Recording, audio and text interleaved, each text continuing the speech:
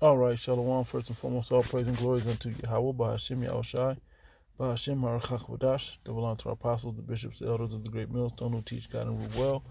Greetings, salutations, blessings, much love unto you, hopeful elect. Shalom unto you. Your brother Shaquab with a video here, and it should be really straight to the point and quick, but it was an observation from the apostle Ariamlav's video he made about when the Feast of Unleavened Bread ends, and then it's still the weekly Sabbath, going to the third week, the last week of the Sabbath, okay? And it was an observation that I made that makes a lot of sense because as a lot of things like New Year's, according to the American Gregorian calendar, it's in the dead of winter, it's the middle of winter. January 1st just starts from December 31st winter to January 1st winter, okay? And so there's no real setup to show the difference between, except for a celebration or a party unto Janus when you go into those deities and entities of the God of the past and future, okay? But in a lunar calendar, especially with our heritage set up with it, it makes a lot of sense. And the new year is actually set up the way it's held to be able to recognize that this is the new year because this event is happening, okay, which is the Passover and the Feast of Unleavened Bread. Okay, so the first month comes, and when every month comes in, I'm gonna show you on this calendar, lunar calendar. Okay, on this lunar calendar here, after every at the end of the year, it's a new moon. Okay, so at the end of the month is a new moon because it kept the fourth week of the last cycle of the last week, right, of the last month, excuse me, and then it keeps the new when it changes to the new month. Okay, so let me show it on this app. All right, this is the one I check out. I forgot the name of it, but it's lunar phases or something like that. So when I go into it, I'll show. So it says next, the moon is 19.9 days old. 77% of the moon. It was just 100% for the going into the Passover, right? I'm gonna get the scriptures on it, and then it goes every 7 days after that. It always 2 weeks before the Passover. Okay, was a double Sabbath, and I'll show you how that lines up. Okay, see if they'll allow me to do it. Not on this app, matter of fact, I remember. Okay, so we're gonna come in here to March. All right, so the new moon for March is right there. It started on the 10th, right? At even. So I believe it was the 9th at even. All right. And then you go 7 days, and then you get to the 16th, right? Which is, matter of fact, let me get us in the right spot. That was the new year. Okay. But if we go up in February, okay, so let's start there. On the 9th, it ends, so it's going to end on the same day of the week of the 9th day of the week. Okay, let me see if I can get that popping. All right, it says these images below show the day-by-day phases of the moon this month. The full moon was March 25th, right? And the full moon is April, and April is on April 20th. But we're not talking about the full moon. We're more so talking about the new moon, which is when the new month begins, okay? So if we came in on the 9th, the night of the 9th, right, at even, right, is the new year. Now, the month, as I was trying to show you for February, was the day before. Okay, it was the day before. That was for the month before. Let's see if they'll give it to me for February. And that's what I was saying here. If you look at February with that double circle on it, you can see where it lands at. Okay, it's the day before March's, which is the next day. Okay, when you go all the way to the end of because you hold it, it's gonna all roll down on the same day. Okay, on the same phase, days later. So when February rolls around, the last one in this cycle comes around to the 9th. You see it because it's the day before the double circle new moon. So you follow every 7 after that first circle all the way around, right? Which is what we see right here. Okay. So the 9th was Friday the 8th was the last cycle of the previous month, was the last day of the year, and then the 9th began the new year. Okay, and I'm gonna read the scripture which the apostle read it anyway, right? Then 2 weeks after that is the Passover. So, and it starts on the new moon, which is Saturday night. You see the 24th where it goes Saturday to Sunday. Okay, starting on the 9th. Well, Saturday to Sunday is the Passover, 23rd to the 24th. All right, and now today is that Friday, which is that last 7 days to the new of the feast, the last day of the feast. Okay, but the 30th is still the day of the month. It falls right in that same month. Okay, should be no discrepancies there. Okay, so that's why it's a double, as the apostle explained, right? Now, what I did notice is the double Sabbath coming in, and then the double Sabbath after the Passover is signifying the new year, because it was the Passover, which is in the new year, which is now, I get the precepts on it and break it down. Hopefully it'll make sense. It's the 2 Sabbaths at the beginning of the year surrounding the double Sabbaths that you're keeping, back-to-back Sabbaths at the new year, when the last day of the year, and then the new month of the year, which 2 weeks after that you hold the Passover, and then a week after that you hold another double Sabbath. Okay, so 3 weeks after you hold a double Sabbath as the end of the last day of the year, and then the first day of the year, according to the lunar calendar, according to where the new moon lands at, which this year landed in March, on Friday sundown to Saturday sundown was the last day, last quarter, last week, if you will, the last Sabbath of the last day of the year in February, right? If you see it that way, or the previous month, there was no February.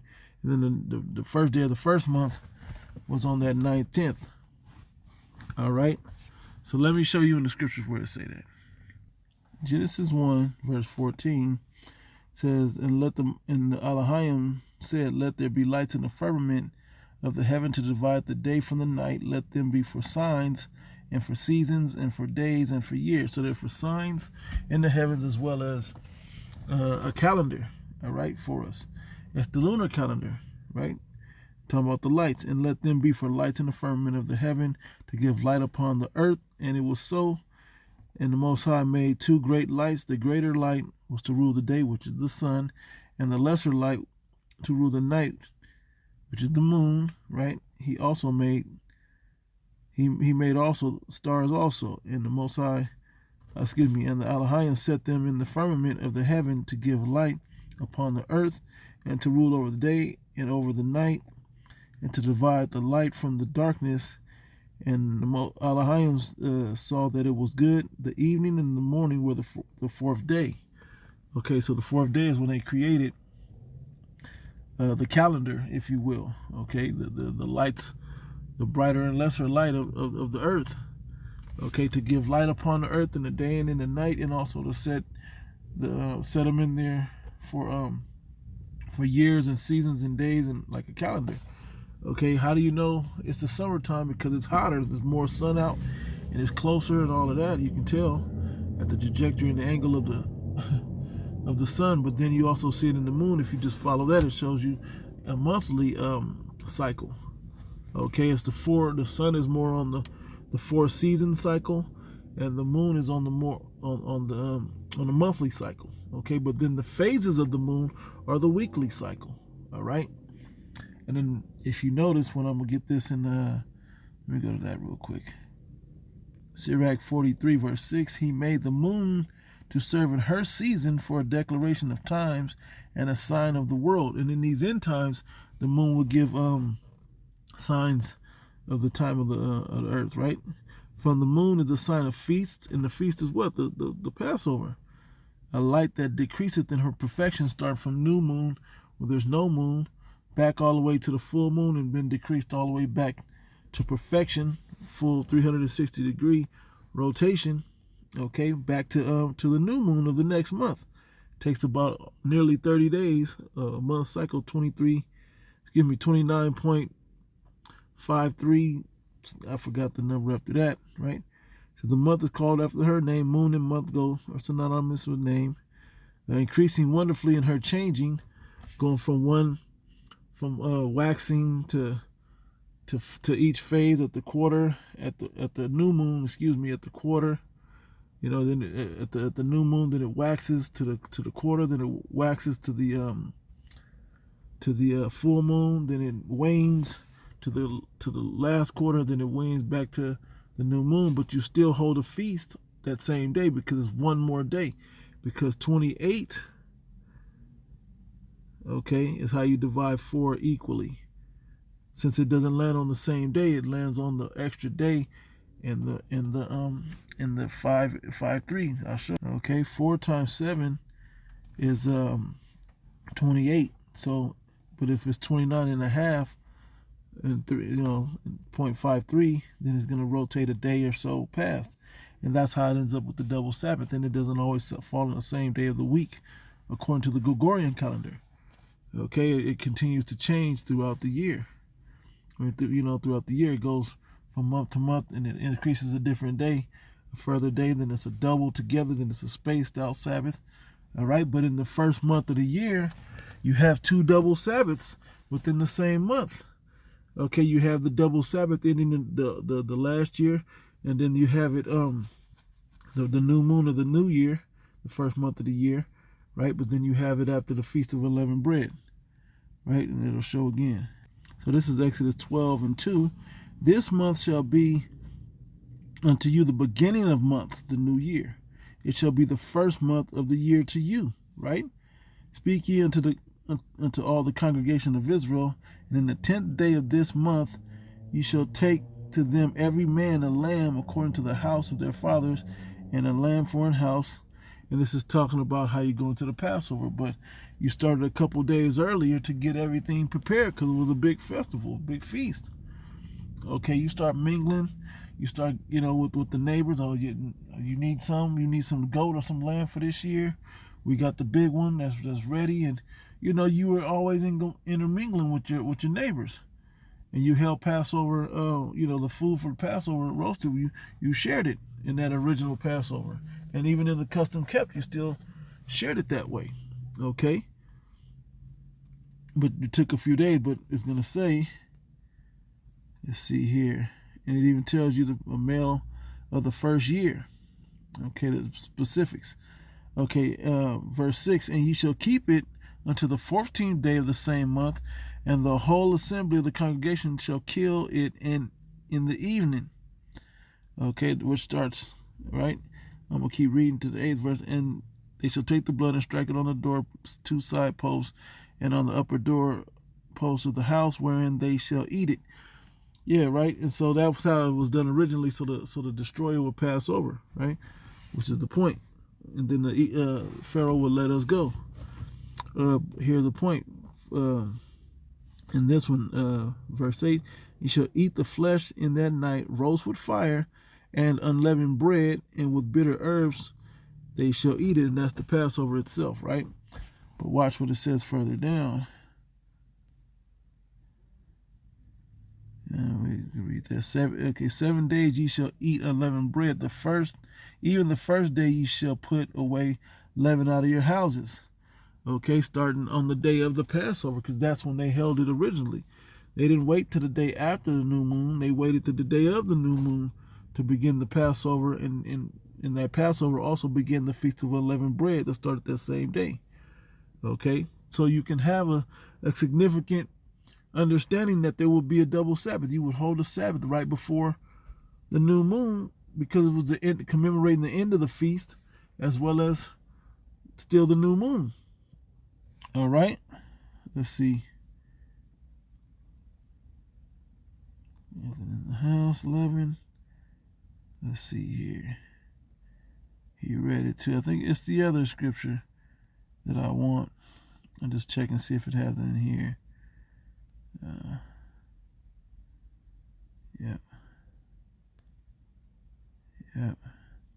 So let's go to the other. Well, now this is Leviticus 23, verse 2. It says, "Speak unto the children of Israel, saying to them concerning the feasts of the Lord," which we know the moon lines that up, right? Starting with that full moon, 2 weeks after the 14th day in the first month, after that double Sabbath at the end of the year, and the new moon in the beginning of the year, right?